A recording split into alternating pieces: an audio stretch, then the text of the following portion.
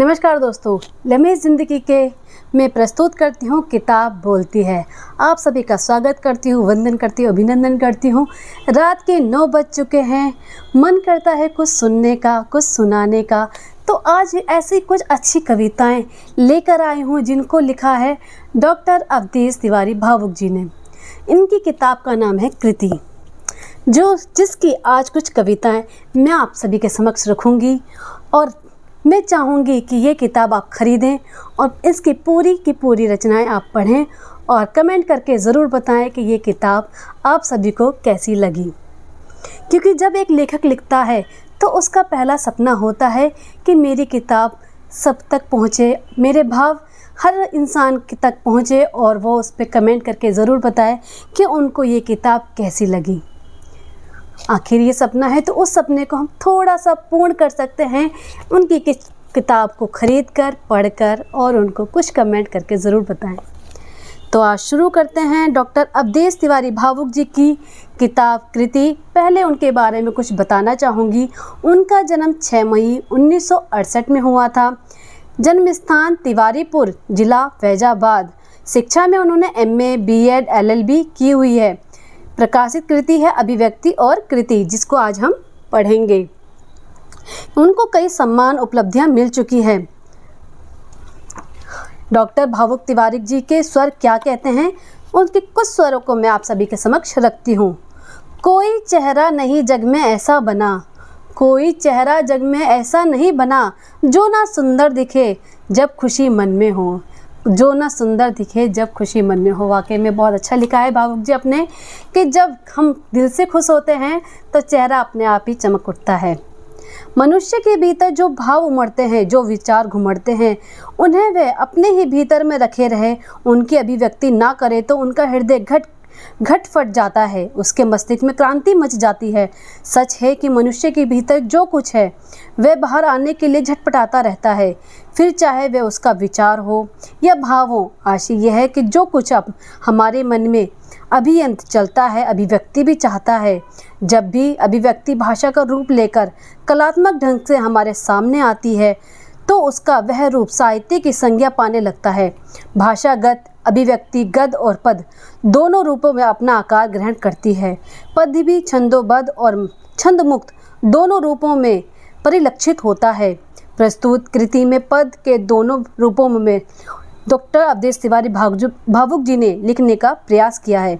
मेरा बचपन गांव की खुली हवा, पेड़ पौधे, बाग बगीचों, खेतों खलियानों में बहता पानी, गोधूल में लोटे पशु, कोयल की कूकू, फागुन की मस्ती, पीली सरसों, हरी कोमल घास के बीच बीता है। वाह, बहुत सुंदर बचपन बीता है भावुक जी आपका।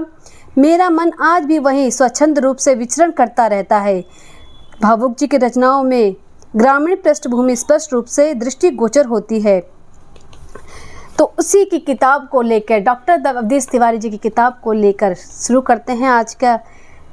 किताब बोलती है, ना धरा को छुआ ना गगन के बहे, ना धरा को छुआ ना गगन में रहे, मेरा जीवन तो सर सर पावन सा बहे, मेरा जीवन तो सर सर पावन सा बहे। वाह, बहुत सुंदर। तो अब सबसे पहले शुरुआत करते हैं शारदा स्तुति से, जो डॉक्टर अवधेश तिवारी जी ने लिखी है, बहुत सुंदर लिखी है। हे माते शारदे कृपा करो, हे माते शारदे कृपा करो, मम कृति के नव संप्रेक्षण पर, मानवता हित चले लेखनी, नित्य शब्द बेधारा बनकर, हे मात शारदे कृपा करो, सरल सरस सुरभित वाणी के, आधार बने वीणा के स्वर, आधार बने वीणा के स्वर, शब्द सारे तक भाव प्रवण हो, गाए जिनको अधर अधर, मौलिक सुंदर साहित्यिक बन, मौलिक सुंदर साहित्यिक बन, जग में हो मेरे बोल अमर, हे मात शारदे कृपा करो, हे मात शारदे कृपा करो, ज्ञान ज्योति जग में फैले, ज्ञान ज्योति जग में फैले, मिट जाए तमस इस धरती पर, दया दृष्टि रखना मुझ पर, पार कर सकूं कठिन डगर, पार कर सकूं कठिन डगर, हे मात शारदे कृपा करो, रहे संवेदना मन में मेरे, सब दृष्टि की हर रचना पर, भावुक की कृति सार्थक होवे, झूमे उठे हर पाठक पढ़कर, झूमे उठे हर पाठक पढ़कर, हे मात कृपा करो, हे माँ शारदे कृपा करो, वर हद रखनी सर पर रखो, वर हस्त रखना सर पर रखो, माँ भाव बहे बन कर निर्झर, माँ भाव बहे बन कर निर्झर, हे माँ शारदे कृपा करो, हे माँ शारदे कृपा करो। जय माँ शारदे। बहुत सुंदर माँ शारदे की वंदना भावुक जी, वाकई में मज़ा आ गया पढ़कर। यदि कोई कमी हो तो मुझे क्षमा कीजिएगा। परिश्रम सुख का आधार, जो जैसा करता इस जग में वैसा ही पाता है, जो जैसा करता इस जग में वैसा ही पाता है। समय बीतता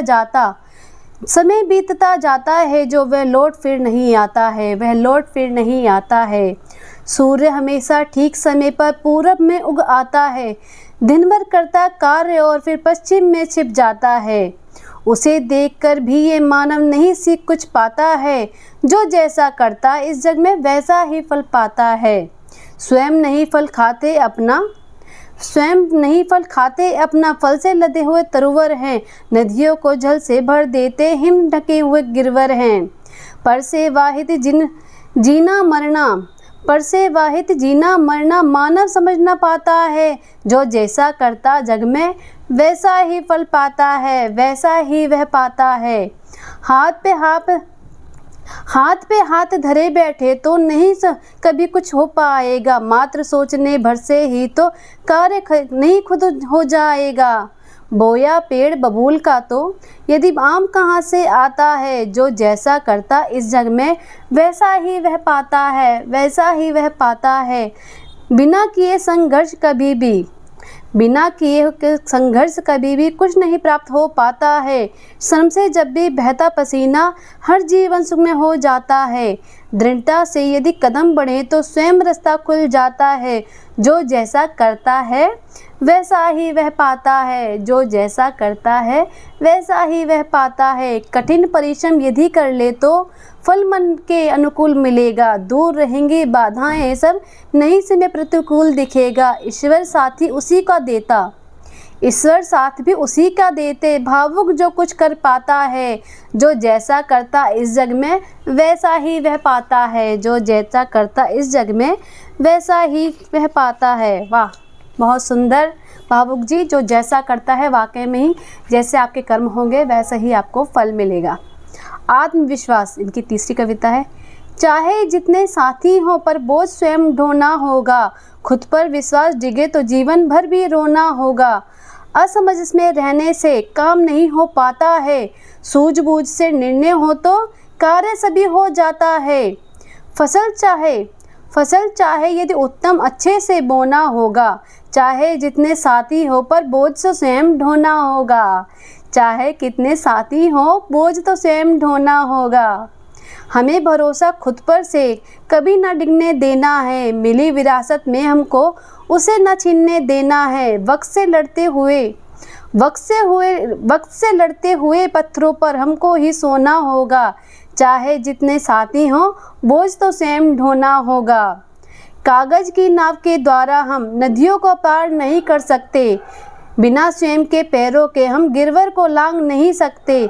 साहस से पग धरने पर जो कुछ भी है वो खोना होगा, साहस से पग ना धरने पर जो कुछ भी है खोना होगा। चाहे जितने साथी हों, चाहे जितने साथी हों बोझ तो स्वयं ढोना होगा, बोझ तो स्वयं ढोना होगा। व्यवसाय नहीं जीवन अपना जो अनुबंधों पर पलता है, संघर्ष सदा जीवित रहने का अपने कंधे पर चलता है। भावुक सत प्रयासों से ही हमें सफल होना होगा, चाहे जितने भी साथी हों बोझ तो स्वयं ढोना होगा, बोझ तो स्वयं ढोना होगा। वाह, आत्मविश्वास की पर बहुत अच्छी कविता लिखी है डॉक्टर अवधेश तिवारी जी। आपने वाकई में ये कविता कोई पढ़े तो इसको आत्मसात करे कि जब तक हम खुद नहीं करेंगे कोई हमारा साथ नहीं देगा, चाहे हमारा घर परिवार साथी दोस्त कितने भी हों, मगर मेहनत हमें ही करनी होगी। आग भरी राहों पर हमें ही चलना पड़ेगा, पथरीले रास्तों पर हमें ही चलकर अपनी मंजिल को पानी पड़ेगी। आत्मविश्वास को हमें ही जगाना होगा, वो कोई और नहीं कर सकता। वाह, बहुत सुंदर। और आज की आखिरी कविता पढ़ती हूँ क्योंकि कल मैं लेकर आऊँगी डॉक्टर अवधेश तिवारी भावुक जी को आप सभी के समक्ष, आपसे मिलवाने के लिए। करेंगे उनसे कुछ बातें क्योंकि किताब बोलती है और उनकी किताब क्या बोलती है वह स्वयं बताएंगे। तो आखिरी रचना पहला पहला प्यार बहुत अच्छा है और जो हमेशा सभी को याद रहता है। मेरा पहला पहला प्यार मेरे जीवन का आधार, ज्यों ही बीता बचपन मेरा गंध बसी तन मन में, एहसास हो कि एक कहानी साथ चली जीवन में, कभी धूप कभी छाँव बना है यौवन का उपहार। मेरा पहला पहला प्यार जीवन का आधार, चलते चलते हो जाती है मुलाकात जब उनसे, हृदय तरंगित हो जाता है भावों की रुंझुन से, झरने सी झरझर बहती मृद संबंधों की धारा।